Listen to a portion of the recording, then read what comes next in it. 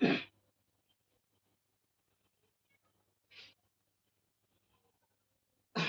दोस्तों, आज हम लोग जो अंग्रेजी व्याकरण है उसका पहला क्लास ये है और इसमें हम लोग सेंटेंस के बारे में जानेंगे।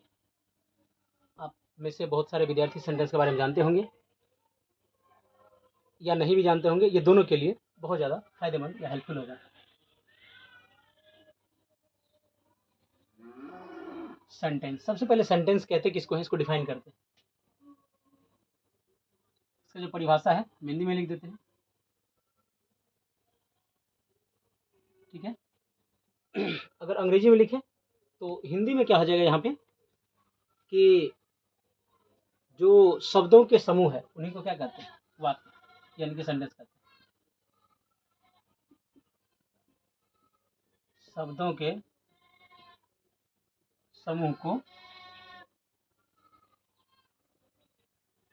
वाक्य यानी कि सेंटेंस कहा जाता है। अंग्रेजी में डिफिनेशन अगर लिखोगे तो फिर ये अंग्रेजी में क्या हो जाता है, अब देख सकते हैं। इन्हीं को हमको क्या करना है, अंग्रेजी ट्रांसलेशन करके ट्रांसलेट करके उतार देना है, यानी कि ग्रुप ऑफ वर्ड्स, शब्दों के समूह, ग्रुप ऑफ वर्ड्स, शब्दों के समूह are called, is called sorry, sentence.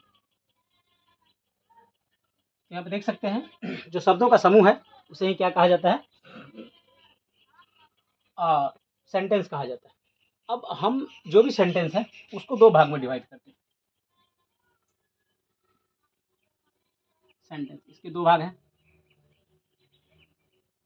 Sentence का जो पहला भाग होता है उसको सब्जेक्ट बोला जाता है, जिसको हम लोग हिंदी में कर्ता भी कह सकते हैं, सब्जेक्ट। और दूसरा जो होता है प्रेडिकेट्स होता है, प्रेडिकेट्स होता है, प्रेडिकेट्स यानी कि सब्जेक्ट और प्रेडिकेट्स। किसी भी सेंटेंस को हम इसी दो भागों में बांट सकते हैं, सब्जेक्ट और प्रेडिकेट्स। अब देखते हैं, सेंटेंस लेके समझते हैं कि ये सब्जेक्ट क्या है और प्रेडिकेट्स क्या है। कोई एक सेंटेंस हम लेते हैं एग्जाम्पल के लिए।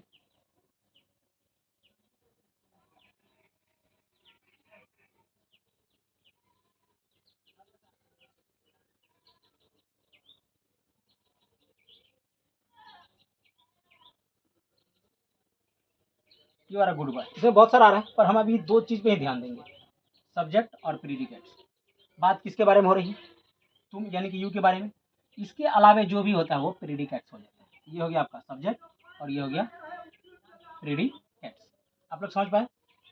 जो सेंटेंस होता है उसका पहला जो सब्जेक्ट होता है, ठीक है, यानी कि हेल्पिंग वर्ब से पहले वो क्या आ जाता है, हेल्पिंग वर्ब से पहले देखे तो वो सब्जेक्ट, और हेल्पिंग वर्ब के बाद जो भी आता है वो प्रेडिकेट्स आ जाता है, प्रेडिकेट्स हो जाता है।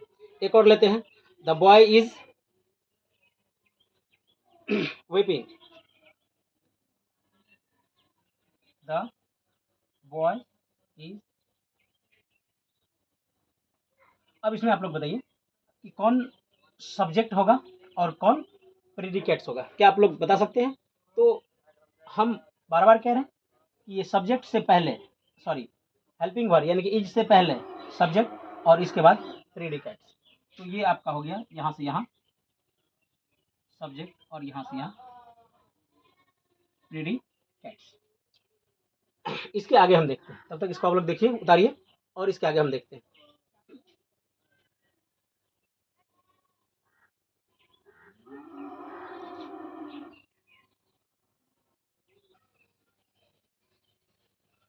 अब इसमें हम ऐसा करते हैं, सब्जेक्ट को भी डिफाइन कर देते हैं और प्रेडिकेट्स को भी डिफाइन कर देते हैं।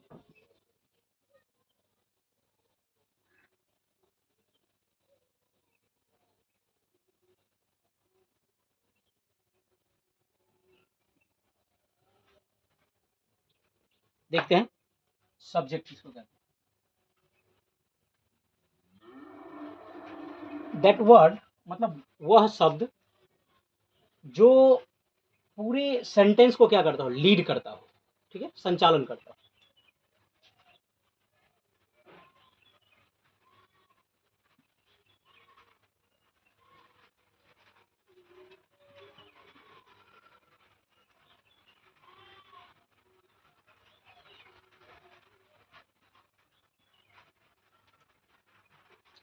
The word that lead whole the sentence.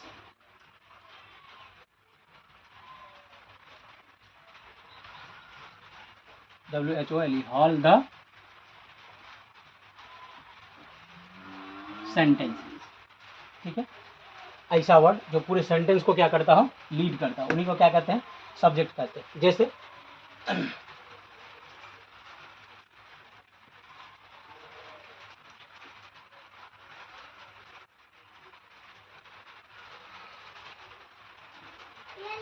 You are a good boy. तो ये टोटल जो लगा है ना, ये टोटल एक ही चीज के लिए लगा है, यू के लिए, ठीक है। ये यू जो है सबको लीड कर रहा है, तो इसीलिए यू यहाँ पे हो जाएगा सब्जेक्ट, ठीक है। और ये बाकी का क्या आ जाएगा, ये सब्जेक्ट हो गया और ये प्रीडिकेट्स। तो प्रीडिकेट को भी हम लोग जान लेते हैं।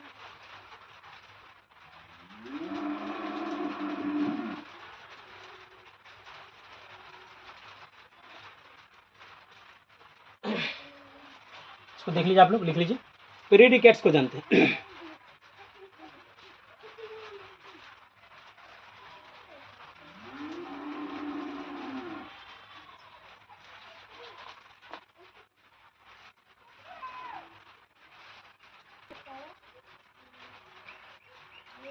प्रीडिकेट्स आपका हो जाएगा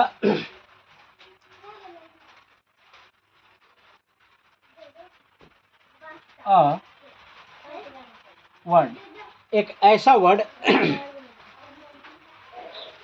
विच tells about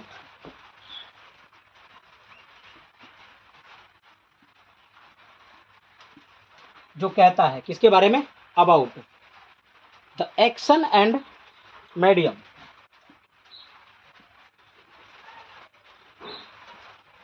action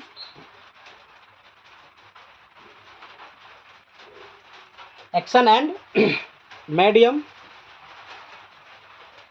of action, यही कहलाता है predicates, a word which tells about the action and medium of action, यानी कि काम और काम करने के साधन, ठीक है। मीडियम मतलब यहाँ साधन हो जाता है, माध्यम हो जाता है। काम और कोई काम हो या फिर काम करने का जो माध्यम हो, उन दोनों के बारे में कहता है वो प्रीडिकेट्स हो गया, ठीक है। तो यही इस सेंटेंस में यू सब्जेक्ट और आर अ गुड बॉय, तो ये हो गया प्रीडिकेट्स। अगले वीडियो में हम प्रीडिकेट्स के बाद जो होता है उसको समझेंगे, क्योंकि वीडियो अगर लॉन्ग हो जाएगा तो आप लोग फिर बोर फील करेंगे, इसलिए इसमें इतना ही।